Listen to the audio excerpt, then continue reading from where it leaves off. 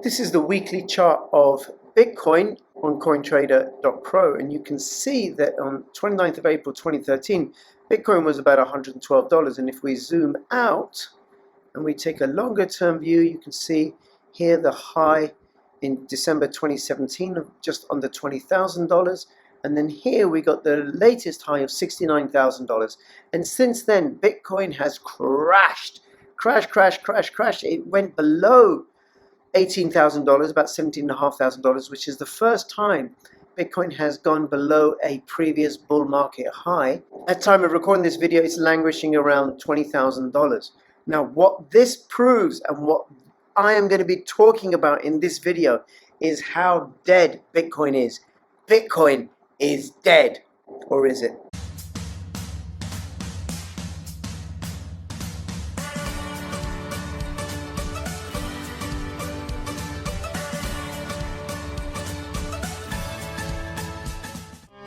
Take the first step towards online privacy.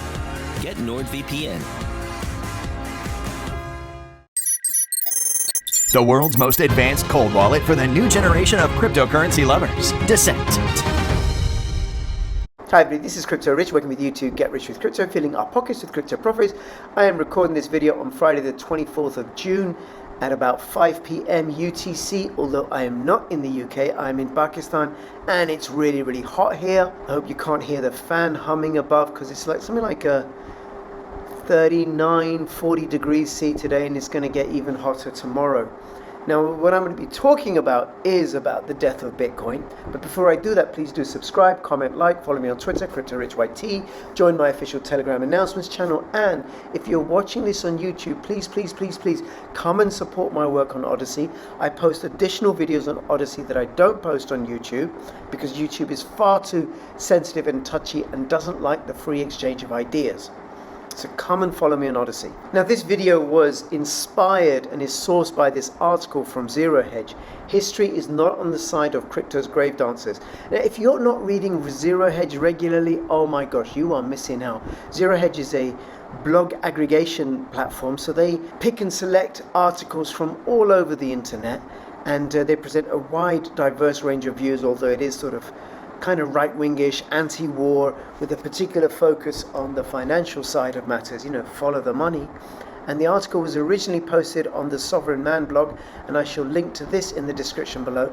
And I just thought this was a really clever article, very smart article, because it shows how some of the parallels, some of the stuff that's happening with Bitcoin and cryptocurrencies now are reflected in previous explosions of innovation. And the instance this article looks at is bicycles.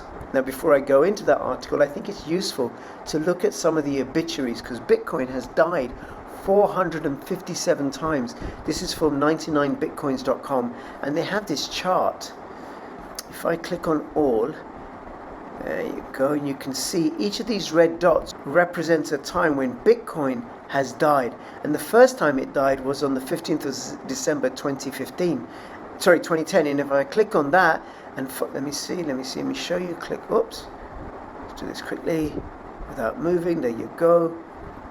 Now click on there, why Bitcoin can't be a currency, an article by the Underground Economist, 15th of December, and if I click through, it takes me through to this blog, which actually is no longer published anymore, but there's a screenshot of it on archive.org. And this guy, back in 2010, gives all the reasons, his argument why Bitcoin isn't going to last. Now, he wasn't the only one to say Bitcoin wasn't going to last. Here is Wired in December 2012. They said it wasn't going to last. What about, let's go through here, click on a red dot here. Let's keep scrolling through these articles, through these red dots. On the 13th of December 2013, Business Insider said that Bitcoin's going to crash to $10 by mid-2014. And the price of Bitcoin at the time was $887. And they keep going through. Here we go, Newsweek, is Bitcoin doomed? And this was at $635. Is Bitcoin a failure?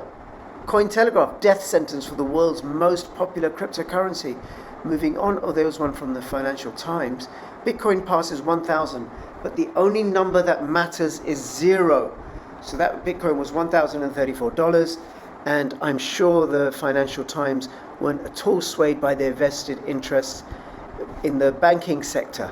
And here, when Bitcoin reached its previous all-time high, was an article from Business Insider.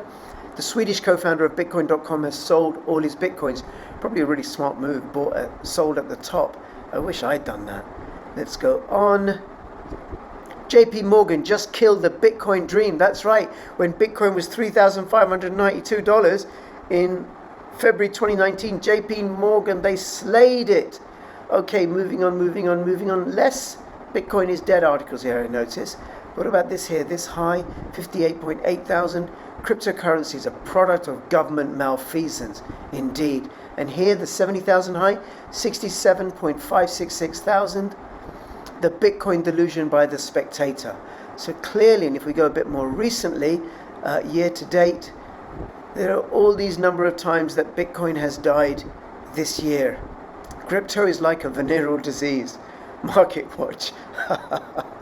And obviously you can see just by looking at this chart here how correct and accurate all these pundits, these naysayers have been, because Bitcoin is clearly dead.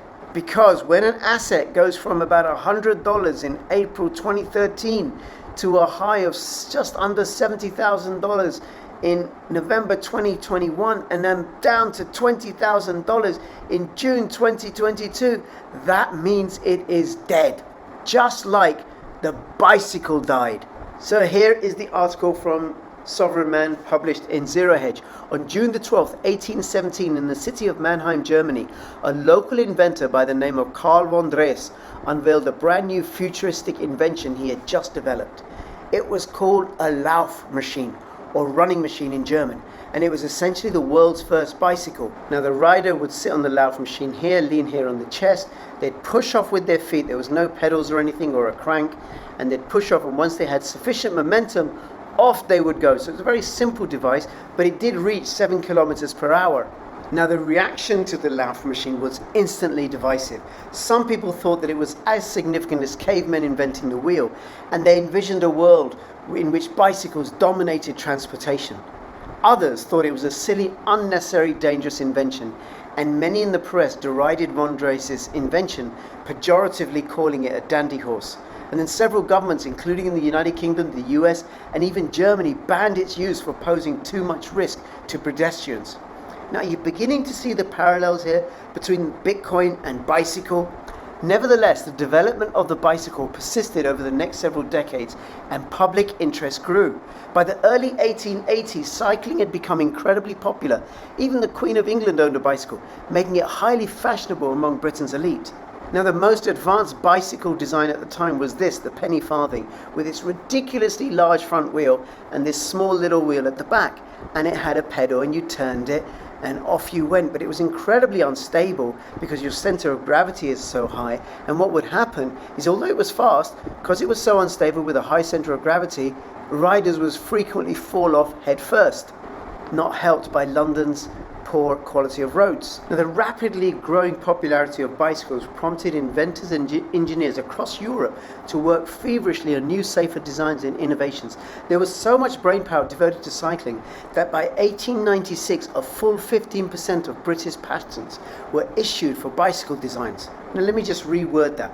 The rapidly growing popularity of blockchain prompted coders and programmers across the world to work feverishly on new cryptocurrencies and blockchains. There was so much brainpower devoted to blockchain industry that there was a shortage of coders and developers for the rest of the IT industry. Now the bicycle industry exploded. Bicycle factories, tire factories, repair shops and sales shops were everywhere. In the city of Birmingham alone, the number of bicycle manufacturers grew from almost nothing in the early 1880s to 177 by the mid-1890s. Bicycle mania was in full swing. So naturally, it didn't take long for the bankers to get involved. In 1895, 70 bicycle-related companies went public on stock exchanges in the United Kingdom. In 1896, that number swelled to 363, and just in the first 6 months of 1897, another 238 were listed. Most of these companies were totally hollow.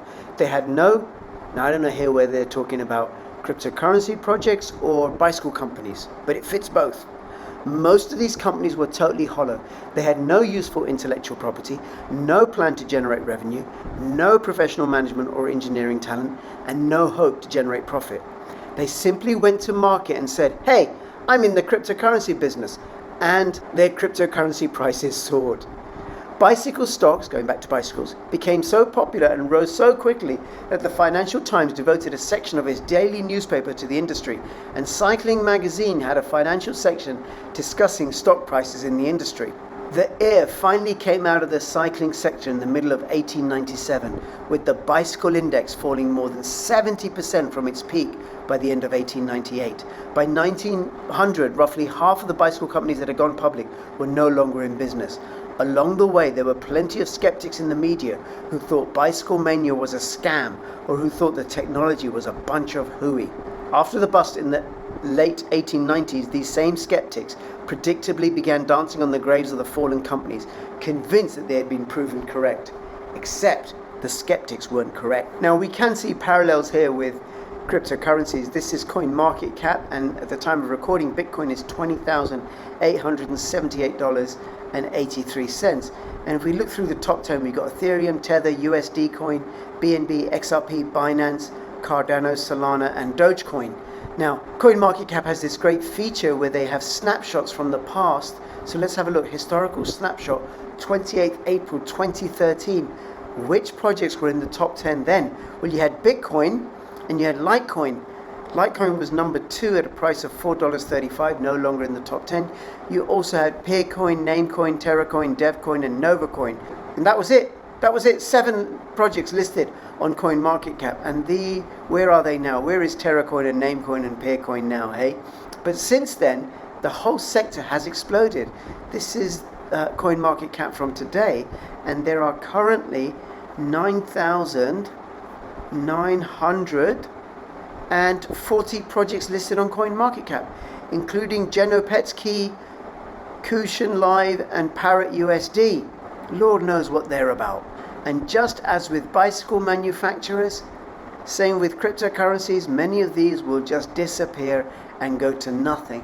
And if you want to see ones that have already gone to nothing, 99bitcoins.com has a list of 1,705 dead coins, projects that are dead or fast asleep or no longer active, shams and scams and spams. When the bicycle bubble burst, the poor quality companies and idiotic designs all got washed away. But the great business and the great designs survived. Dunlop Tires is a great example. It's still one of the biggest tire brands in the world today, and it got its start during Bicycle Mania in 1890. More importantly, the fundamental technology has proven to be extremely sound. Bicycles have become ubiquitous around the world, plus they directly influence the development of the automobile. I remember a few years ago the BBC did a survey asking people what was the most important invention ever, and the bicycle came out number 1. Now, how bicycles grew is very similar to many financial bubbles throughout history, especially those that are sparked by new trends and technologies. There were plenty of idiotic ideas and useless companies that went public in the 1990s during the dot-com boom, and when the bubble burst, many of them were washed away forever. But there are plenty of successful businesses which still dominate today, including Amazon, Google, and Nvidia, that were founded during the mania of the 1990s. More importantly, the bursting of the dot-com bubble did not invalidate the potential of the internet and how much it would change our lives. And that leads me to where we are today. Cryptocurrency is the latest technology to go through this boom-bust cycle. Crypto has actually gone through multiple boom-bust cycles in its relatively short existence. In the last cycle, the price of Bitcoin fell 85% from its peak before rising 20 times in the next cycle. All along the way, just as with bicycles, there have been skeptics calling cryptocurrency a scam and dangerous. Now, seriously, if an asset has risen from about $100 in 2013, I mean, that's as far as this chart goes, but pennies, fractions of a penny from when it first launched in, I think 11 years ago, to where it is now to $20,000. Does that really, $100 to $20,000 in 9 years? Does that really signify death? Does that really signify that this isn't taking on? In fact, what it actually shows, that the bottom of this market currently is $20,000. It just shows how much stronger Bitcoin has got, because 20,000 was the peak at the last bear market. Now, if it were to drop 85% from the high of 69,000, that would take it down to roughly about $10,600, which really isn't too shambolic given where it was in 2013, and given where it's likely to go, and given the money printing that's going on in the world. Now, I think there's going to be some incredible volatility. I think there's going to be more attacks on cryptocurrency by the powers that be in the banks, because they don't want to lose their market share, certainly not to a decentralized value issuance system that they can't control, that cuts them out. That's the value of cryptocurrencies. Now, let me know what you think. Is Bitcoin dead? Did you ever invest in any cryptocurrencies that died? I did.